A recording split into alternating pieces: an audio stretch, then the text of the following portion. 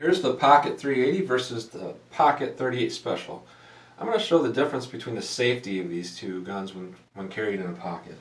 First of all, I'm going to show that these guns are unloaded and this 380 is unloaded. And I will dry fire it in a safe direction as well. Same as this 38 Special. It's clear.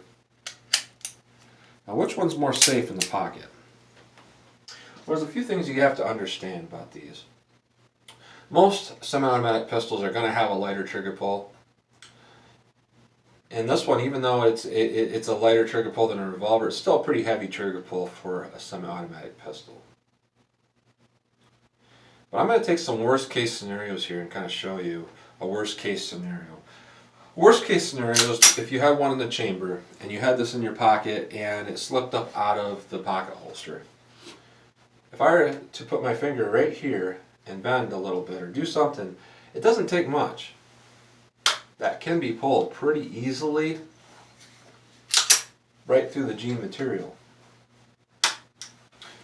Now the revolver, on the other hand, trying to get that trigger to pull right through your jeans, if it rid up out of the pocket holster and your trigger was exposed, first of all, that can't happen like this.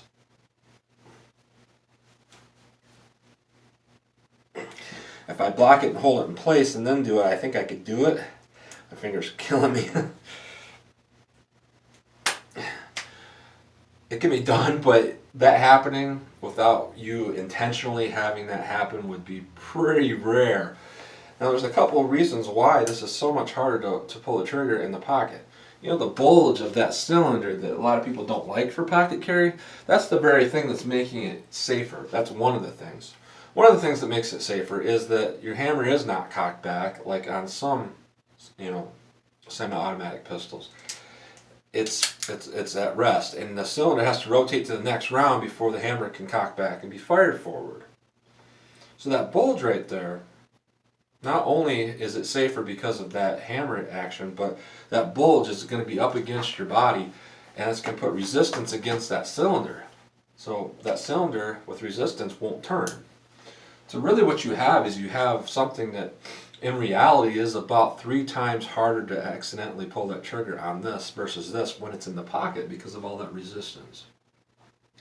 So overall, absolutely overall, if you're going to throw this loaded revolver in your pocket versus this loaded semi-automatic pistol, this is going to be safer. It just is. That's the nature of it. It's going to be a lot safer. That's not to say that you can't be careful with this. You get the right holster. And another thing is if you're around a lot of other people and you sit down with these pocket guns, and you're sitting across from somebody, look at that, it's pointed right at them. So if you're in a situation where you're around a lot of different people, or if you're out in the public around a lot of different people like I am, I feel confident carrying this revolver in the pocket, doing all the motions I do. I bend down a lot all the time and I don't worry about it. With something like this, I would. But that could be easily overcome by just carrying a loaded magazine and not one in the chamber. And I know the chances of you ever needing to fire your gun are very rare, and it's better to take the chance of not needing to have a round in the chamber versus a pretty high potential that you could have a negligent discharge. So on a day like that, carry the gun without one in the chamber. If you're going to do a lot of bending, or if you're at a family function, you're sitting across from people and the gun's pointed in the pocket right at them, it's not a chance that you should be taking.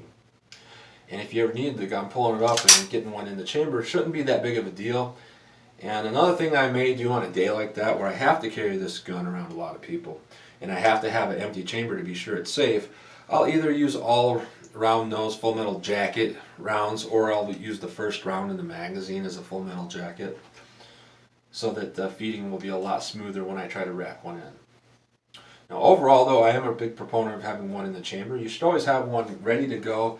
You pull it out, pull the trigger. That's the way concealed carry should be. But you got to think about those things when you're sitting down across from people. You're bending down. There's a lot of people around. There's a big chance for a negligent discharge. Or whatever you're doing, you just got to keep in mind that if that thing slips out of that holster, that can be done pretty easily, just like that. There is no resistance on the side of this like there is in the revolver to prevent it from firing.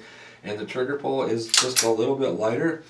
And on a lot of these, the hammer is kind of cocked back, cocked and locked, or some semi-ready position to go.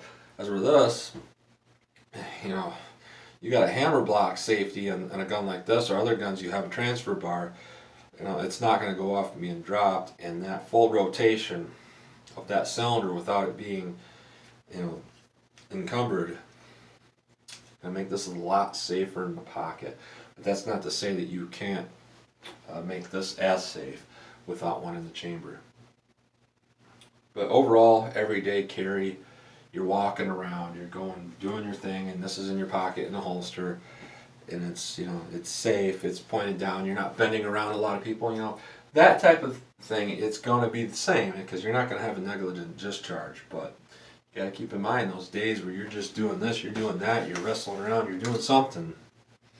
Be very careful with something like this in your pocket, even if it's a long double action type trigger, because it's not quite as safe as this.